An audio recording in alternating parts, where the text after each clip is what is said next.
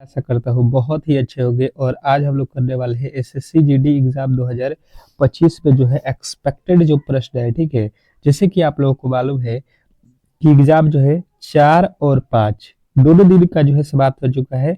तो यहाँ पे किस तरीके के प्रश्न पूछे गए थे उसके आधार पे जो है आप लोगों को ये क्लास बनाया गया है। और सेम टू सेम उसी टॉपिक से मैंने प्रश्नों को उठाया है जिस टॉपिक से एसएससी ने प्रश्नों को पूछा था। ठीक है, अब देखिएगा यहाँ पे समझने वाली बात ये है कि आप लोगों का जो अब पेपर आ रहा है 6, 7, उसके बाद से आपके 25 तक जो पेपर होंगे इसी के आधार पे होंगे। ठीक है, आप लोगों को मालूम है कि एसएससी सेम टू सेम उसी तरीके के प्रश्नों को उठाता है क्योंकि नॉर्मलाइजेशन भी उसको देखना है।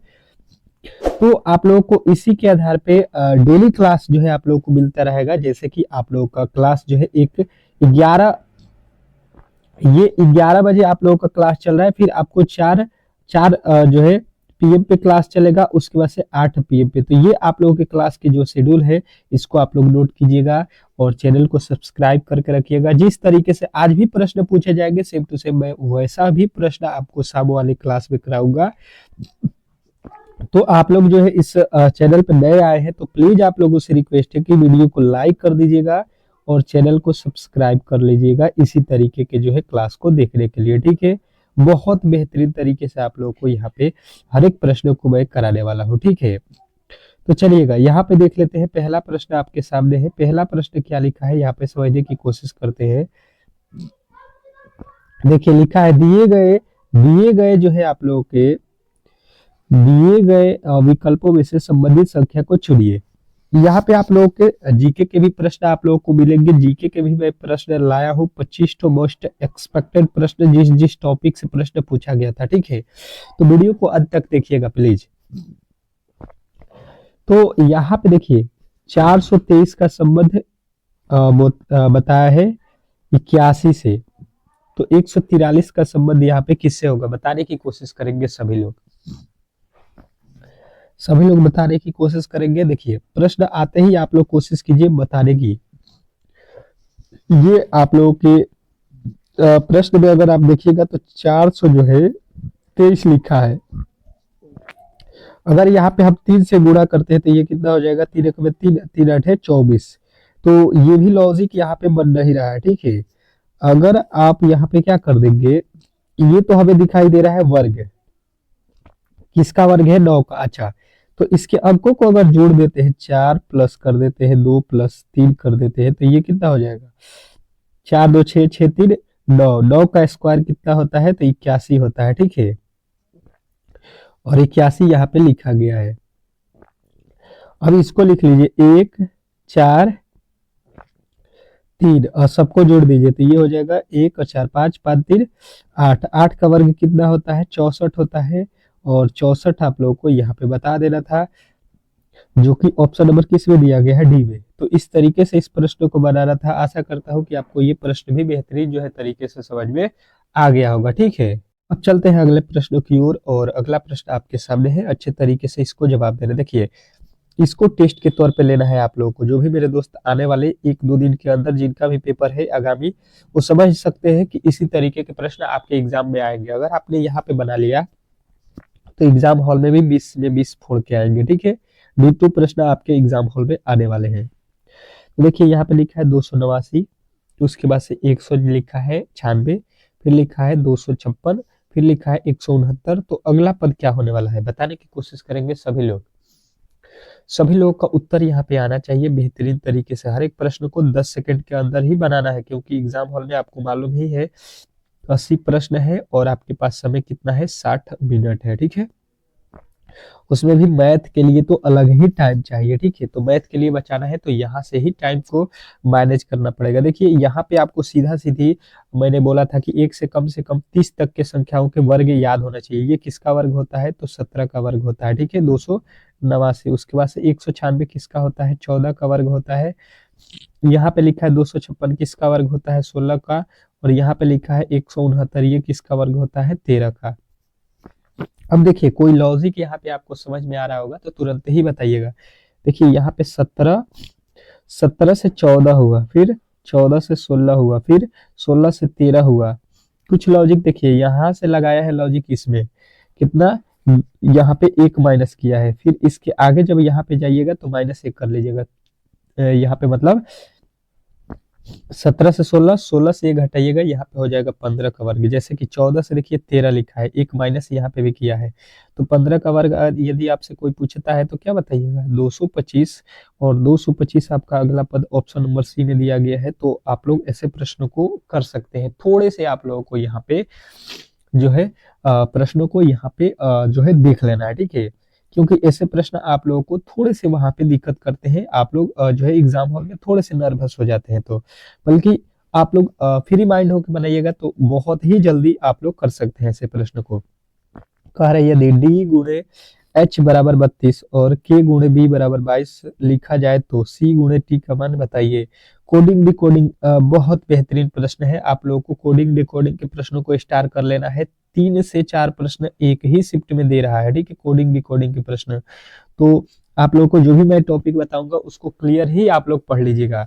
और एक बात बता दूं कि जैसे मैंने आप लोगों के लिए पीडीएफ बनाया था, ठीक है, पीडीएफ, तो आप लोगों को मालूम है कि ऑल सब्जेक्ट का मैंने पीडीएफ आप लोगों के लिए तैयार किया था, और वहां से जो है प्रश्न सीधे आपके एग्जाम हॉल में फंस रहे हैं, ठीक है, सीधे जो है उसी पीडीएफ से प्रश्न आपके आ रहे हैं। बहुत सारे प्रश्न लड़े हैं दोनों दिनों में। तो आगे आगे आगे जो आप लोगों का शिफ्ट होने वाला है 100% यहाँ से आप लोगों के प्रश्न फंसने वाले हैं।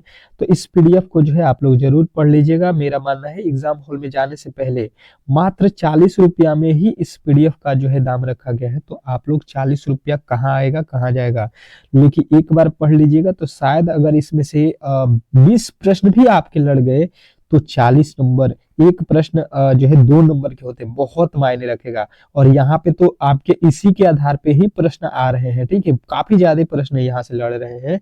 तो 20 तो हटा ही दीजिए, यहाँ पे काफी ज्यादा प्रश्न आपको लड़ेंगे अगर उसको अच्छे तरीके से आपने पढ़ लिया तो। देखिए इसके लिए जो है आप लोगों को इस नंबर पे व्हाट्सएप नंबर है, इसी पे आप लोगों को संपर्क करना पड़ेगा, आपको मिल जाएगा, ठीक है। आप लोगों को जो है पीडीएफ मिल जाएगा, मैसेज करके ले लीजिएगा। जिनको भी लेना होगा एग्जाम हॉल में जाने से अगर आपके पास 2-3 घंटे भी समय है तो आप लोग इसको पढ़ सकते हैं बहुत ही अच्छे तरीके से। तो हम यहाँ पे देख रहे हैं, यहाँ पे डी का कोड कितना होता है 4, और एच का कोड कितना होता है तो 8 होता है। तो 8 में 4 से गुणा करेंगे 32 लिखा है। यहाँ पे अगर देखेंगे के का होता है 11 और बी का होता है 2। यहाँ पे के का 11 बी का होता है 2, तो 11 दूना 22 इसको लिखा है। यहाँ पे देखिए सी और गुणे टी लिखा है, तो सी का कितना होता है कोड 3 और टी का कितना होता है 20। 20 में 3 से गुणा करेंगे 20 3 60 होता है, और 60 आपके ऑप्शन नंबर बी में दिया गया है। तो यही इस प्रश्न का राइट उत्तर हो जाएगा। आशा करता हूं कि आपको ये प्रश्न भी बेहतरीन जो है तरीके से समझ में आ गया होगा। अगले प्रश्न की ओर चलते हैं, और अगला प्रश्न आपके सामने है। क्या कह रहा है आपका अगला प्रश्न कि नीचे दिए गए प्रश्न में प्रश्नवाचक चिन्ह के स्थान पे कौन सी संख्या आएगी। बताने की कोशिश करेंगे कि इस वाट के स्थान पे कौन सी संख्या आएगी। नॉर्मल प्रश्न पूछ रहा है, आपको कोई भी प्रश्न हार्ड नहीं है, लमसम 1-2 प्रश्न ऐसा पूछ रहा है जो थोड़े से आप लोगों को घुमाव होता है, जो कि आपको थोड़े से अगर आपने अच्छे तरीके से पढ़ा होगा तो वो भी प्रश्न आप कर सकते हैं। देखिए यहाँ पे 36 लिखा है, यहाँ पे 63 लिखा है, यहाँ पे 72, यहाँ पे 100 जो है 23 126, यानी कि यहाँ से वैल्यू क्या हो रहा है बार बार बढ़ रहा है। अच्छा यहाँ पे देखिए 42 है, तो यहाँ पे 24 लिखा, यहाँ पे 84 लिखा है। मतलब लॉजिक यहाँ पे वो वाला काम नहीं किया, ठीक है। तो लॉजिक कौन सा है ये थोड़ा सा हम लोग देखते हैं। अगर यहाँ से सीधा चलते हैं यहाँ, ठीक है, तो यहाँ पे क्या किया है 2 से गुणा, 36 दूना 72, यहाँ पे 63 लिखा है, और 63 में 2 से गुणा कर देंगे, 63 में 2 से गुणा करेंगे 126। उसी प्रकार देखिए यहाँ पे लिखा है 42, और 42 में 2 से गुणा करेंगे तो ये हो जाएगा आपका 84। बात जो है क्लियर आप लोगों को समझ में आ रहा होगा। तो अब जो है यहाँ पे लिखा है 24, 24 में 2 से गुणा करेंगे, 24 दूना कितना होता है 24 दूना 48 हो जाएगा, और 48 ही आप लोगों का राइट उत्तर हो जाएगा, ऑप्शन नंबर सी। आशा करता हूँ ऐसे प्रश्नों में कभी भी आप लोग गलती नहीं करेंगे। इंपॉर्टेंट है, बहुत इंपॉर्टेंट है, ठीक है। नेक्स्ट प्रश्न की ओर चलेंगे, और अगला प्रश्न आपके सामने है। क्या कह रहा है आपका अगला प्रश्न, समझने की कोशिश कीजिएगा कि उस वेन आरेख का चयन करें जो दिए गए वर्गों के बीच के संबंध को सही निरूपित करता है। बताइएगा कि जो है उस वेन आरेख का चयन करना है जो दिए गए वर्गों के बीच के संबंध को सही निरूपित करता है। बहुत इंपॉर्टेंट प्रश्न है ये आपके आज के जो है क्लास का। देखिए शिक्षक, कवि और जो है स्नातक, इसके बीच जो है आपके वेन डायग्राम बनाने हैं। बताने की कोशिश करेंगे सभी लोग कि इस प्रश्न का सही उत्तर क्या होने वाला है।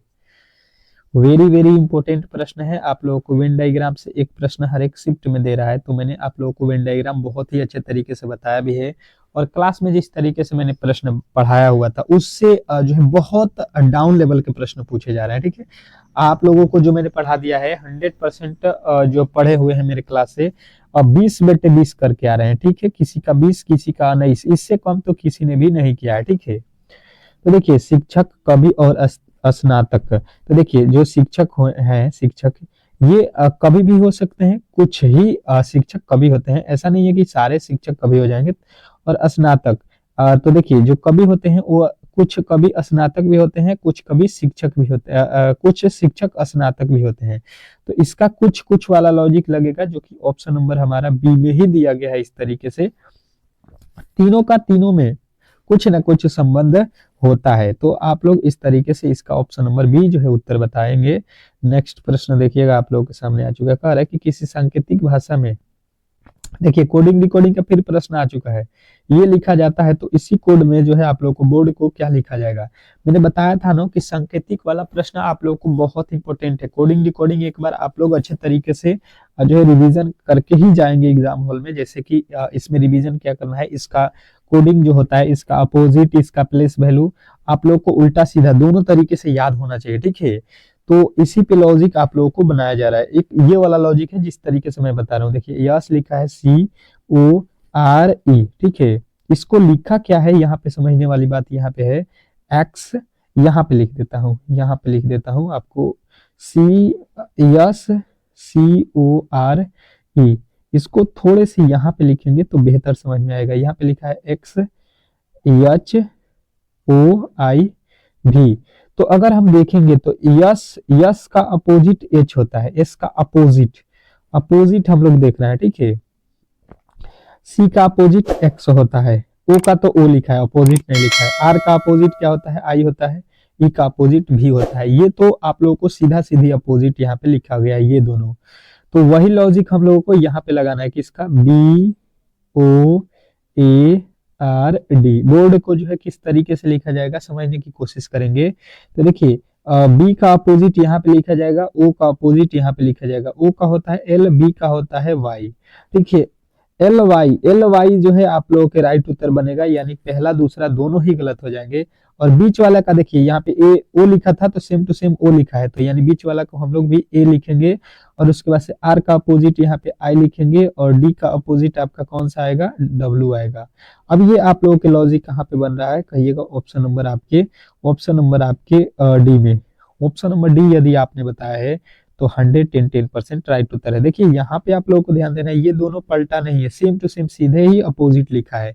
तो यहीं पे थोड़े से आप लोगों को प्रश्नों को ध्यान में रखना होता है, बाकी आप लोग कर सकते हैं। ऐसा नहीं है कि प्रश्न कुछ आप लोगों को अलग करना है। ठीक है, जो पढ़ा है वही आ रहा है। निम्नलिखित प्रश्नों में दिए गए विकल्पों में से विषम संख्या जो है असंगत संख्या का चयन करना है। ठीक है, विषम मतलब होता है असंगत, अलग, भिन्न, जो भी आप कह लीजिए। इस तरीके के प्रश्न आपको जो है थोड़े से अब परेशान करते हैं, लेकिन आप लोगों को वहां पे किसी तरीके का दिक्कत नहीं होगा। यदि आप 2-3 दिन भी अगर आपके पास समय है, 2-3 वीडियो भी मेरे देख लेते हैं, तो आप लोगों को ऐसे प्रश्नों में अच्छे तरीके से जानकारी हो जाएगा। जैसे कि यहाँ पे लिखा है 196, 529, यहाँ पे लिखा है 289, 482। अगर आप देखिएगा तो ये सारे ही जो है अंक जो आपके सामने है, ये हमको वर्ग दिखाई दे रहा है। ठीक है, थोड़े से यहाँ पे देख लेते हैं, ये किसका वर्ग होता है, 14 का। ये किसका होता है, 23 का वर्ग होता है। ये किसका होता है, ये तो 17 का होता है। और ये वाला आपका 22 का वर्ग होता है। तो अगर आप देखिएगा तो ये चारों ही अंक वर्ग है किसी न किसी संख्या के। अब देखेंगे तो पहला वाला और अंतिम वाला, ये दोनों क्या है, सम संख्या है। ठीक है, और इसको अभाज्य संख्या बोल सकते हैं या विषम संख्या। तो 2-2 अंक हो रहा है, तो यहाँ पे भी लॉजिक हमारा काम नहीं करेगा अल्टर वाला। तो अब जो है दूसरा लॉजिक यहाँ पे क्या हो सकता है, ये देखिए दूसरा लॉजिक यहाँ पे समझने वाली बात ये हो जाएगी कि इसके अंकों को जोड़ लेते हैं। जब इस तरीके से काम ना फरियाए तो इसके अंकों को जोड़िए, 9 1 10, 10 6 16 हो जाएगा। यहाँ पे देखिएगा 5 दूसरा 7 और 9 16 हो जाएगा। यहाँ पे देखिए 2 और 8 10 10 18 कितना हो गया 19। यहाँ पे देखिए 4 4 8 8 ये हो गया आपका 16। हमने देखा कि ये तीनों क्या है 16 है, बाकी ये बीच वाला 19 हो रहा है अंकों का, यानी कि अल्टर जो है हमारा मिल गया ऑप्शन नंबर सी। तो इस तरीके के भी प्रश्न आप लोगों को ध्यान रखना है, थोड़े से जो है अलग अलग तरीके जो है मैं जो बता रहा हूँ उसको आप लोगों को फॉलो करना है, ठीक है। एक लॉजिक से नहीं बनेगा, तुरंत ही दूसरा लॉजिक आप लोगों को लगा देना है। जिस भी लॉजिक से बनाया होगा आप लोग तुरंत ही कर सकते हैं, ठीक है। इसको तो हम लोगों ने कर लिया है, इसको देखिए अब ये बार बार आपके एग्जाम हॉल में दे रहा है, ठीक है, हर एक शिफ्टों में दे रहा है। तो मैंने सोचा कि इस तरीके के प्रश्न आप लोगों को एक ठो अच्छे तरीके से समझ में आ जाना चाहिए, ठीक है। तो देखिए पहले इस तरीके के प्रश्नों में हम लोग काउंटिंग करते हैं, 1 2 3 4 5 6 7 8 9 10 11 12 13 14 15 16 17 18 18 यहाँ पे है। 18 पेयर किस तरीके से बनेगा, या तो 9 बनेगा या तो आपके 3 बनेगा, 3 हो सकता है और यहाँ पे आपके 6 हो सकता है, 6 3 18, 6 और 3 में आप लोग इसको तोड़ सकते हैं। तो हम क्या करते हैं पहले 3 में तोड़ लेते हैं, यहाँ पे 3, यहाँ पे 3, फिर यहाँ पे 3, फिर यहाँ पे 3, फिर यहाँ पे 3, 3 3 के पेयर आप लोगों के सामने बने हुए हैं। अब देखिए पहले में जो है पूरा ए है, तो यहाँ पे भी ए हो जाएगा और यहाँ पे भी ए है। अब देखिए यहाँ पे देखिए, यहाँ पे पहले अक्षर बी है, यानी यहाँ पे भी पहला अक्षर बी और यहाँ पे भी पहला अक्षर बी, यानी बी भी यहाँ पे भी बन रहा है, बी भी यहाँ पे भी बनेगा। तो आपने भरा क्या है, पहले बी भरा, फिर ए भरा, फिर बी भरा, फिर बी भरा। तो आपके सामने जो आंसर बन रहा है B A double B, B A double B यदि आपने बताया है ऑप्शन नंबर 4, तो आपने 110% राइट उत्तर बताया है, इसमें किसी तरीके का डाउट नहीं होना चाहिए। नेक्स्ट प्रश्न आपके सामने है और अगला प्रश्न आप लोगों को बेहतरीन तरीके से बताना है, एनालॉजी का प्रश्न है और इसको वीवीआई करके नोट करिएगा, क्योंकि एनालॉजी में थोड़े से आप लोगों को परेशानी हो रहा है। मैं देख रहा हूँ कि एनालॉजी के प्रश्नों को आप लोग अच्छे तरीके से नहीं कर पा रहे हैं, ठीक है। नीचे दिए गए विकल्पों में से संबंधित शब्द को चुनिए, नीचे दिए गए विकल्पों में से संबंधित संख्या को चुनना है, बताने की कोशिश करेंगे सभी लोग। सभी लोगों का उत्तर यहाँ पे आना चाहिए। लिखा है मोती हार फूल, इसके बीच वेन डायग्राम बनाइए। चलिएगा बताने की कोशिश करेंगे सभी लोग कि मोती हार फूल के बीच कौन से संबंध होंगे। इम्पोर्टेंट है आप लोगों के लिए, बहुत ही इम्पोर्टेंट है, और ऐसे प्रश्न को आप लोग अच्छे तरीके से यहाँ पे समझ लीजिए। देखिए हुआ क्या है, मोती से क्या बनता है, मोती जो होता है, मोती आप लोगों ने देखा हो उसका जो है क्या बनता है, हार बनता है। बेहतरीन तरीके से आप लोगों को जानकारी होगा। तो यहाँ पे फूल का क्या बनेगा, उसी प्रकार जो है पंखुड़ तो बनेगा नहीं, पौधा तो बनेगा नहीं, बाग तो होगा नहीं, इससे होता है गुलदस्ता। गुलदस्ता आपने देखा होगा वो फूलों का बनाया जाता है, ठीक है। तो ऑप्शन नंबर ए जो है इस प्रश्न का राइट उत्तर हो जाएगा। अगला प्रश्न देखिएगा, ये ब्लड रिलेशन के प्रश्न आ चुके हैं, बहुत बहुत इंपॉर्टेंट है ब्लड रिलेशन आपके एग्जाम में, और यही बहुत सारे लड़के छोड़ के आ भी जा रहे हैं, ठीक है। तो आपको नहीं छोड़ना है। देखिएगा एक लाइन पढ़िए, उतना ही कह रहा है, बताइए, कह रहा है ए जो है बेटा है क्यू का। यहाँ पे समझ लीजिए क्यू है, इसका बेटा कौन है, ए बेटा है क्यू का। क्यू और वाई बहन है, क्यू और वाई बहन है, बहन है मतलब ये माइनस हो जाएगी, ये बहन है तो इसके बराबर में रहेगी। उसके बाद से कह रहा है वाई की माँ जेड है, वाई की माँ कौन है, जेड है, यानी कि माँ है तो यहाँ पे इससे बड़ी है तो ऊपर रहेंगी। फिर कह रहा है पी जो है, पी बेटा है किसका, जेड का, पी बेटा है जेड का, इसका कोई बेटा है कौन, पी, पी बेटा है तो यहाँ पे बेटा हो जाएगा, ये बेटी हो जाएगा, ठीक है। ये भी इसके बराबर में हो जाएगा, ये तीनों ही बराबर में हो जाएंगे। अब बोल रहा है कि जो है तो निम्नलिखित में से कौन सा कथन निश्चित रूप से सही है। देखिए इसकी ये बेटी है तो ये दोनों बहन है तो ये भी बेटी हो जाएगी और ये बेटा हो जाएगा। ये दो बहन, ये मतलब तीनों ही भाई बहन आपस में है, ठीक है। अब देखिए पहला कह रहा है कि एक ए का चाचा है पी, इसका जो है ये चाचा है, ये इसकी माँ है, माँ की ये बहन है, बहन का भाई चाचा होता है, बिल्कुल गलत है। पी जो है पी और वाई बहन है, पी और वाई बहन है, पी तो भाई है, भाई बहन लिखना चाहिए, बहन थोड़ी ना है। ए का मामा है पी। यहाँ पे देखिए ए का मामा है पी, बिल्कुल सही है। ए की ये माँ है क्यू, और माँ की भाई क्या होता है। तो यहाँ पे जो है आप लोगों को समझ में आ गया होगा कि जो है ए का क्या लगेगा, पी, मामा ही लगेगा, क्योंकि माँ के जो भाई होते हैं उसको क्या बोलते हैं हम लोग, मामा बोलते हैं। तो ऑप्शन नंबर आपका बिल्कुल ही सही हो जाएगा, सी।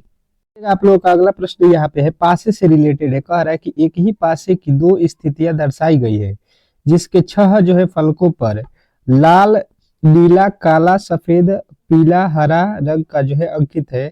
तो पीले रंग के विपरीत फलक पर कौन सा होगा, ठीक है। पीला रंग जो है आप लोगों को उसी का जो है विपरीत बताना है यहाँ पे। विपरीत मैंने क्लास में आप लोगों को पासे से रिलेटेड बहुत ही अच्छे तरीके से बताया था, ठीक है। अब जिनको यहाँ पे याद होगा क्लास में, वो तो यहाँ पे अच्छे तरीके से कर सकते हैं। अब जो नहीं पढ़े हैं उनके लिए थोड़े से प्रॉब्लम यहाँ पे होता हुआ नजर आ रहा है, ठीक है। तो देखिए इन दोनों पासों में मैंने आप लोगों को क्या बताया था कि कॉमन जो है ढूंढ लेना है, ठीक है। कॉमन वैल्यू आप लोगों को निकालना है। जैसे कि इन दोनों पासों में कॉमन का मतलब क्या होता है, कॉमन वैल्यू का मतलब होता है दोनों में कौन सा शामिल है। तो यहाँ पे हमें दिखा पीला, यहाँ पे भी पीला रंग दिखा, ठीक है। सॉरी, पीला यहाँ पे भी है, और यहाँ पे नीला है, तो यहाँ पे भी नीला है, ठीक है। मतलब पीला यहाँ पे नीला, पीला नीला यहाँ पे भी है। दोनों ही कॉमन वैल्यू आप लोगों को यहाँ पे मिल रहा होगा। तो अब जो है बचा हुआ क्या है, हरा। और हरा का अपोजिट अगर कोई पूछेगा तो सफेद हो जाएगा। हरा का अपोजिट कोई अगर आपसे पूछ देता है तो हरा का अपोजिट आप लोग क्या बताइएगा, सफेद बताइएगा, ठीक है।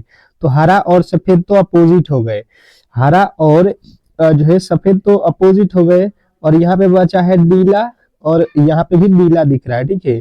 तो यहाँ पे नीला तो कभी होगा नहीं, पीला का अपोजिट यहाँ पे नीला लिखा है, ठीक है। तो नीला और पीला एक साथ दोनों दिखाई दे रहे हैं, तो अपोजिट में नीला थोड़ी ना होगा। अब देखिए यहाँ पे पीला का जो है अपोजिट पूछ रहा है, तो यहाँ पे अब अक्षर कौन कौन से बाकी है देखिए इसमें। तो लाल है, नीला तो आप लोगों का नहीं होगा, नीला यहाँ पे दिखाई दे रहा है। काला हो सकता है, सफेद नहीं होगा क्योंकि सफेद तो हरा का है। और पीला का पूछा ही गया है, और हरा आपको यहाँ पे हरा तो आपका होगा नहीं, क्योंकि हरा अपोजिट है किसका, सफेद का। तो बचा हुआ रंग कौन से हैं यहाँ पे, काला और लाल। काला और लाल दोनों ही अपोजिट हो जाएंगे पीला के, ठीक है। ये दोनों में से कोई भी हो सकता है, ऐसा नहीं है कि एक ही होगा। तो इस तरीके से आप लोगों का ऑप्शन नंबर कौन सा होगा, डी हो जाएगा। तो आशा करता हूं कि ऐसे प्रश्नों को भी आप लोग कर सकते हैं। थोड़े से दिमाग जो है आप लोगों को यहाँ पे दौड़ाना था। अब चलते हैं जीके के प्रश्नों की ओर, और जीके के फटाफट से जो है प्रश्नों को सॉल्व करेंगे, क्योंकि जीके बहुत महत्वपूर्ण है। पहला प्रश्न कह रहा है कि निम्नलिखित में से कौन जो है फ्रांसिस क्रांति के जो है आदर्श से प्रेरित था। फ्रांसीसी क्रांति के आदर्शों से प्रेरित कौन था, बताने की कोशिश करेंगे। इसमें सभी लोग बताने की कोशिश करेंगे, तो आप लोगों का आएगा टीपू सुल्तान। कौन सा उत्तर आप लोगों को याद रखना है, कौन प्रेरित था, तो टीपू सुल्तान फ्रांसीसी से, ठीक है। अगला प्रश्न देखिएगा आप लोगों के सामने आ चुका है, निम्नलिखित में से कौन जो है सिंधु नदी की एक जो है सहायक नदी नहीं है। सिंधु नदी की जो है सहायक नदी नहीं है, ये आप लोगों से पूछा गया। तो देखिए रावी नदी तो सहायक नदी है, सिंधु का झेलम भी होता है, चिनाव भी होता है सिंधु का ही। गंगा तो यहाँ पे सीधा आप लोग कहिएगा कि नहीं होता है, ठीक है। यहाँ पे नहीं वाला ही पूछा गया था। नेक्स्ट प्रश्न, अगला प्रश्न देखिएगा आप लोगों के सामने आ चुका है। क्या कह रहा है यहाँ पे, यहाँ पे कौन जो है राजीव गांधी खेल रत्न पुरस्कार के सबसे कम उम्र के जो है प्राप्त करता है। मतलब राजीव गांधी पुरस्कार जो है सबसे कम उम्र में किनको दिया गया है, बताने की कोशिश करेंगे सभी लोग। तो सभी लोगों का उत्तर यहाँ पे आएगा अभिनव बिंद्रा। बिंद्रा जो है सबसे कम उम्र में राजीव गांधी पुरस्कार प्राप्त करने वाले व्यक्ति बने हैं, ठीक है।